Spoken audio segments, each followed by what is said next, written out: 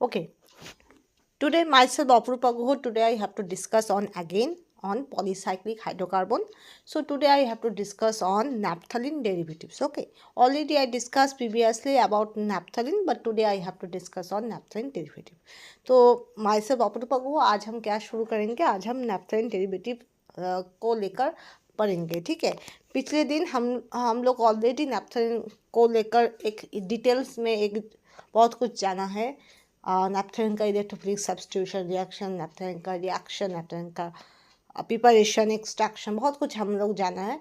तो आज हम जानेंगे नैप्थलीन का बहुत सारा डेरिवेटिव. डेरिवेटिव मतलब क्या होता है? जहाँ पर कोई भी सब्स्टिट्यूएंट, कोई भी फंक्शनल ग्रुप, सब्स्टिट्यूएंट नहीं, फंक्शनल ग्रुप, कोई भी फंक्शनल ग्रुप आकर जब जुड़कर कोई दूसरा एक कंपाउंड प्रोड्यूस करता है और उस दूसरा कंपाउंड का एक अलग सा प्रॉपर्टीज होता है, अलग सा यूजेस होता है, तब उसको हम बोलते हैं डेरिवेटिव. ठीक है, डेरिवेटिव मतलब कुछ नहीं है, कोई भी कंपाउंड में थोड़ा बहुत फंक्शनल ग्रुप अगर इधर उधर हो जाए, थोड़ा बहुत आप चेंजेस कर दो, तो उसको हम बोलते हैं derivative.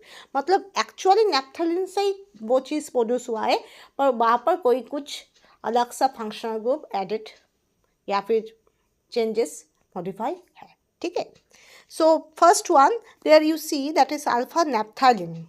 Alpha naphthalene, the name suggests what? पहले मैंने क्या बोला? मैंने पहले बोला था कोई कहीं पर भी कोई टर्म अगर आप देखो तो पहले नेम को एनालिसिस करो. This is the first thing I always said you, that is कभी भी किसी भी जगह में कुछ भी देखो तो पहले उसका नाम एनालिसिस करना मस्ट है. ठीक है, पहले नाम एनालिसिस करो.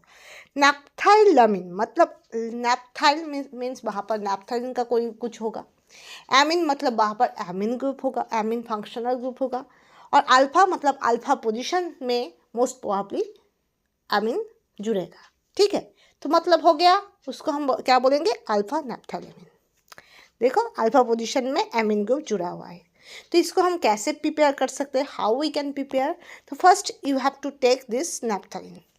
First take this naphthalene, then you have to perform nitration. Nitration means the mixed acid, that is HNO3 and H2SO4, that should be used.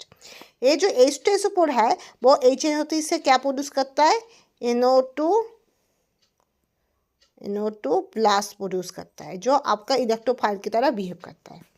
ठीक, तो जो NO2 प्लस है वो कहाँ पर इनकॉर्पोरेट होगा? यहाँ पर अल्फा पोजीशन में. ठीक है, उसके बाद आपका FeHCl यूज होगा, जो क्या करेगा? रिडक्शन करेगा.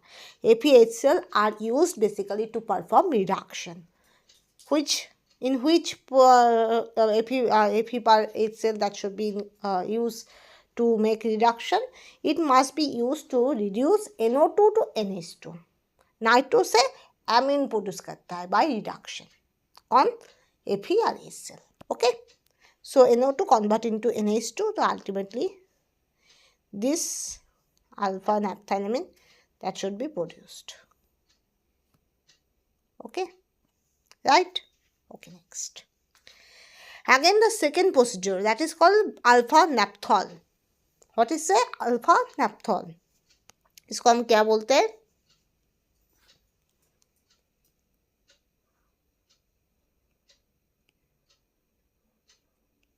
अल्फा नैप्थॉल. ठीक है, उसको आप एमोनिया यूज करोगे, उसके साथ आप एमोनिया यूज करोगे, ZnCl2 250 डिग्री सेंटीग्रेड. अल्टीमेटली आपका क्या होगा? अल्फा नैप्थाइलमीन.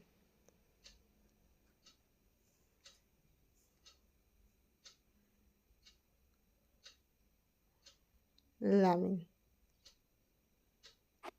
ओके, लिखने का जगह नहीं है. अल्फा नैप्थाइलमीन, एन है, एच नहीं है. ठीक है, उसके बाद बीटा नैप्थाइलमीन. बीटा नैप्थाइलमीन मीन्स कहा? ये जो इस पोजीशन, इसको हम क्या बोलते हैं? बीटा बोलते हैं, है ना. मैंने क्या बोला था पिछले दिन?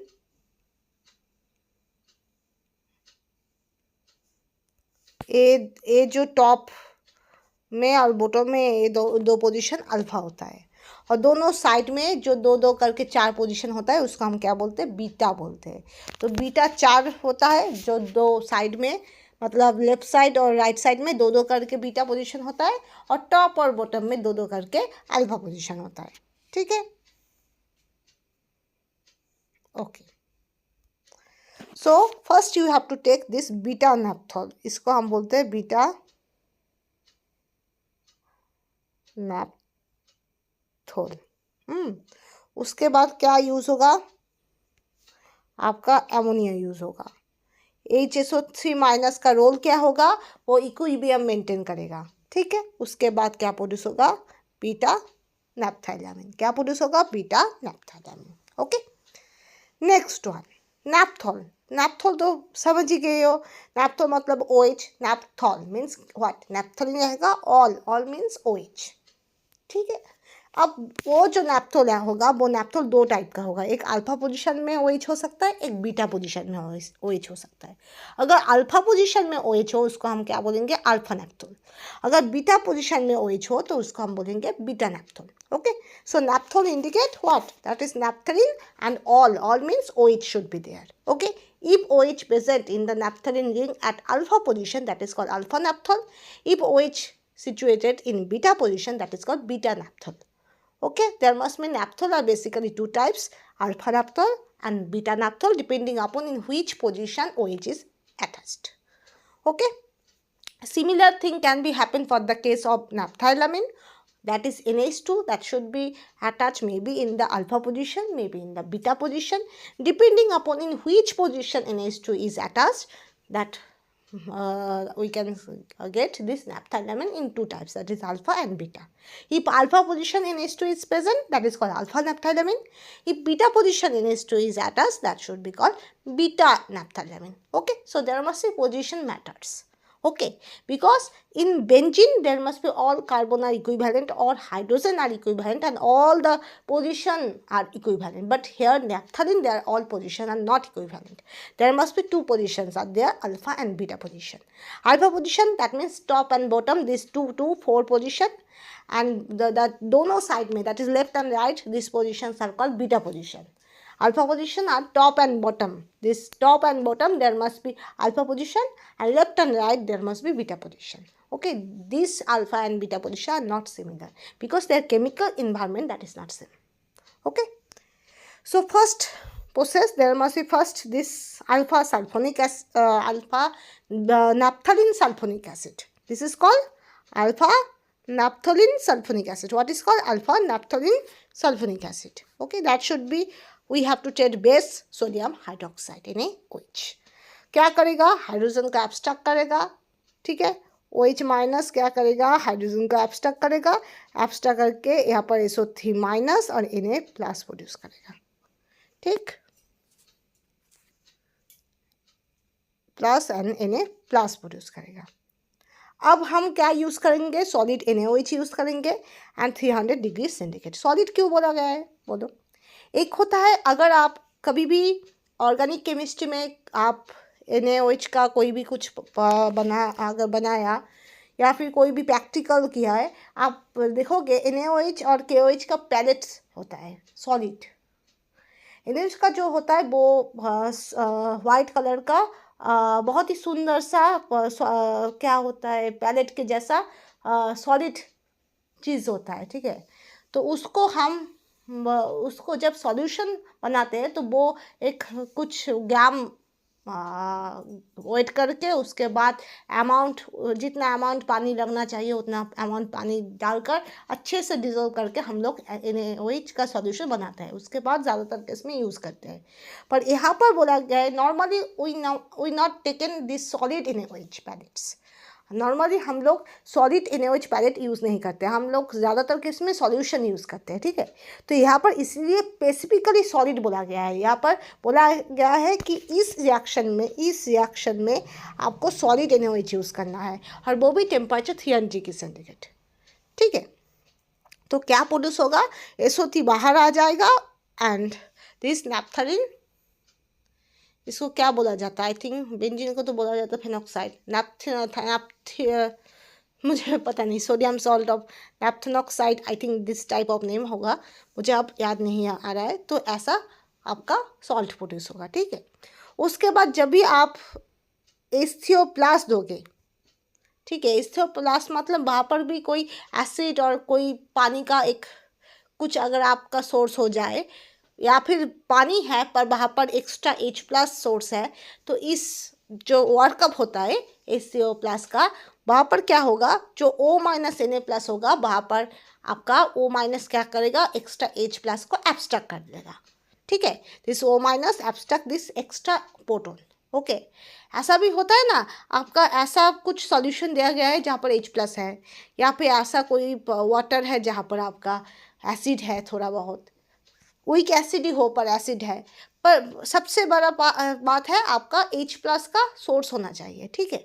तो H प्लस का अगर सोर्स हो तो O नेगेटिव क्या करेगा, O नेगेटिव और Na positive they are ionic compound, okay. तो Na प्लस वो आयनिक इंटरेक्शन के थ्रू O माइनस के साथ जुड़ा हुआ है, तो सिर्फ इलेक्ट्रोस्टैटिक अट्रैक्शन फोर्स है दोनों में, कोई बॉन्ड नहीं है। तो O नेगेटिव हर वक्त कोशिश करेगा एक्स्ट्रा H प्लस लेने का, तो लेने के बाद क्या होगा, अल्फा नैप्थोल होगा। तो जहाँ पर O नेगेटिव Na प्लस होगा वहाँ पर ही OH हो जाएगा, ठीक है। तो first one you have to take this naphthalene sulfonic acid, then you have to treat with base NaOH, sodium hydroxide, then that this SO3 and Na plus this produced, and then again you have to use solid NaOH 300 degree centigrade you have to maintain. So ultimately you get this naphthalene O minus Na plus, and ultimately you have to treat with HCO plus and you get alpha naphthol. Alpha naphthol, why? Because in alpha position OH can be incorporated, okay. Alpha position में OH incorporate हुआ है, इसलिए इसको हम क्या बोलते हैं, alpha नैप्थोल।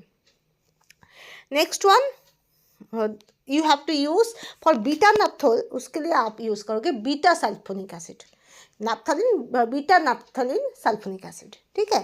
तो आपका अल्फा नैप्थोल के लिए आप क्या यूज़ किया, अल्फा नैप्थलीन सल्फोनिक एसिड, पर आपका बीटा नैप्थोल प्रोड्यूस करने के लिए आपको यूज़ करना पड़ेगा beta naphthalene sulphonic acid.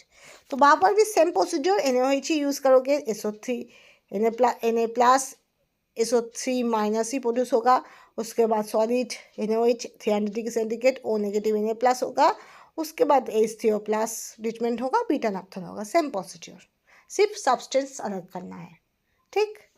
Next one we have to go for naphthoic acid.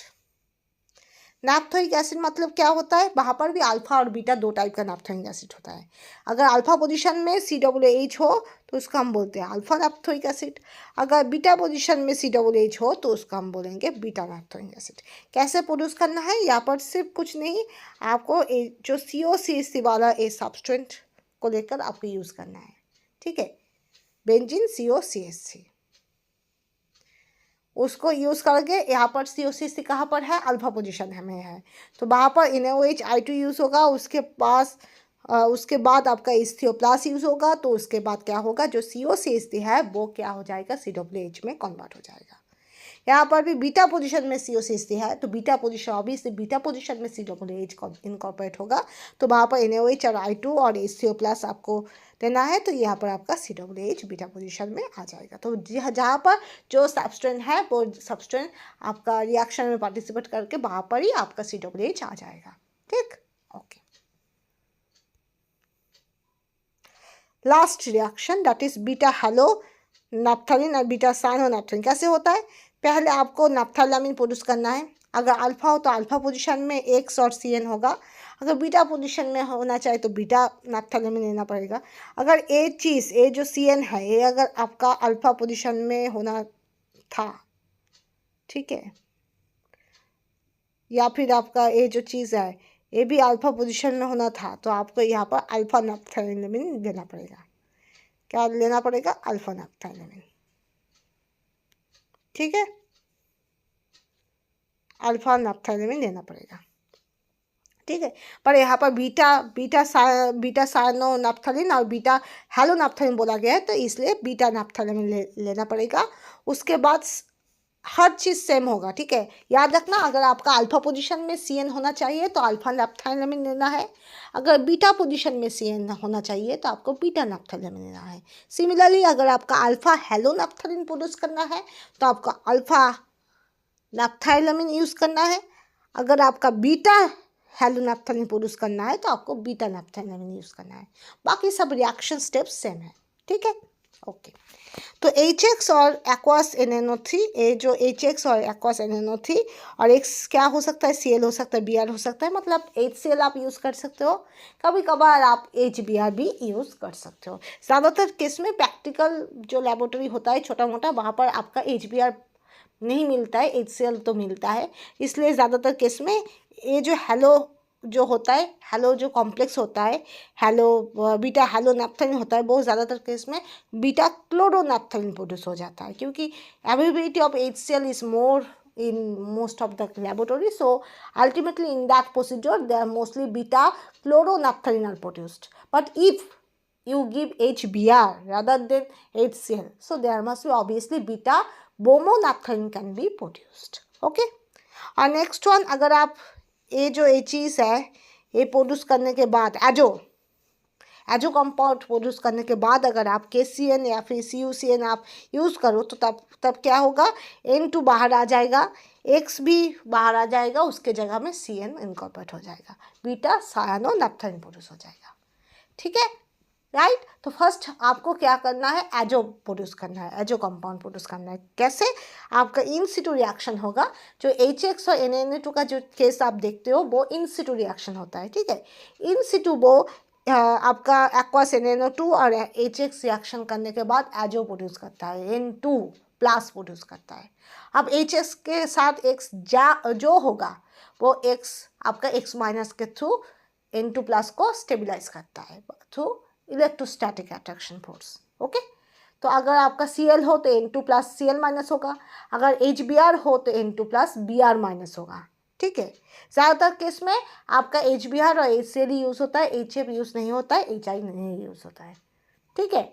ज़्यादा केस में HCl यूज़ होता है तो N2 प्लस Cl माइनस होगा, अगर HBr हो तो N2 प्लस Br माइनस होगा। अब जो N2 प्लस Cl माइनस हो या N2 प्लस Br माइनस हो, उसके ऊपर अगर आप Cu2X2 ट्रीटमेंट करो तो आपका जो हेलो होना चाहिए, मतलब HCl अगर आप यूज़ करो तो क्लोरो होगा, बीटा क्लोरोनैप्थेलिन, अगर HBr यूज़ करो तो बीटा ब्रोमोनैप्थेलिन होगा, ठीक है। और आपका जो N2 प्लस X माइनस होगा, मतलब N2 प्लस Cl माइनस हो या N2 प्लस Br माइनस हो, वहाँ पर अगर आप CuCN या फिर KCN यूज़ करो तो वहाँ पर डायरेक्टली आपका क्या होगा, N2 चला जाएगा, Cl Br भी कहीं पर भी डिजोल्व हो जाएगा और CN आकर नैप्थेलिन के साथ जुड़ जाएगा। जिस पोजीशन में N2 प्लस X माइनस होगा उस पोजीशन में ही आपका इनकमिंग CN माइनस हो या फिर कोई X माइनस हो, वो आकर जुड़ जाएगा, ठीक है। तो इसलिए याद रखना, अगर आपका अल्फा पोजीशन में सायनो ग्रुप चाहिए तो आपको पहले से अल्फा नैप्थेलिन लेना है, और अल्फा नैप्थेलिन में ही आपका एजो प्रोड्यूस होगा, और अल्फा नैप्थेलिन में ही आपका CN इनकॉर्पोरेट होगा, ठीक है। और अगर आपका डिजायर प्रोडक्ट बीटा पोजीशन में हो तो आपका ज़्यादातर केस में सब्सटेंस आपका बीटा पोजीशन में ही ले रहा है। अगर बीटा हेलो या फिर बीटा सायनो प्रोड्यूस करना है तो आपका बीटा नैप्थेलिन लेना है, बीटा पोजीशन में ही आपका azo N2 plus X minus produce होगा, बीटा पोजीशन में ही आपका CN इनकॉर्पोरेट होगा या फिर कोई हेलो ग्रुप इनकॉर्पोरेट होगा, ओके। तो यहाँ से आपका ख़त्म होता है। नैप्थेलिन का जो डेरिवेटिव है ज़्यादा क्वेश्चन वहाँ से नहीं आता है, पर फिर भी अगर नैप्थेलिन का और भी मैं कुछ पाऊँ तो मैं ऑब्वियसली डिस्कस कर दूँगा, ठीक है। So thank you so much, आज के लिए इतना ही, okay. You have to note it down, okay. And इसका जो PDF है वो मैं डिस्क्रिप्शन बॉक्स में दे दूँगा, ठीक है। ऑलरेडी प्रीवियस लेक्चर में होल PDF मैं डाल चुका हूँ, पर फिर भी इस video because that is related to this PDF, so I will again क्या बोले provide this PDF in this description box of this current video, okay. एक करेंट वीडियो में, बिकॉज प्रीवियस लेक्चर में ऑलरेडी ये जो होल PDF वो दे चुका हूँ, मैं प्रोवाइड कर चुका हूँ, ठीक है। पर बिकॉज ये जो वीडियो है वो भी इस PDF के साथ ही जुड़ा हुआ है, रिलेटेड है, इसलिए फिर से मैं ये PDF आपका ये जो करंट वीडियो है उसके डिस्क्रिप्शन बॉक्स में दे दूँगा, ठीक है, प्रोवाइड कर दूँगा। और thank you so much and please subscribe my channel of chemistry. Thank you so much.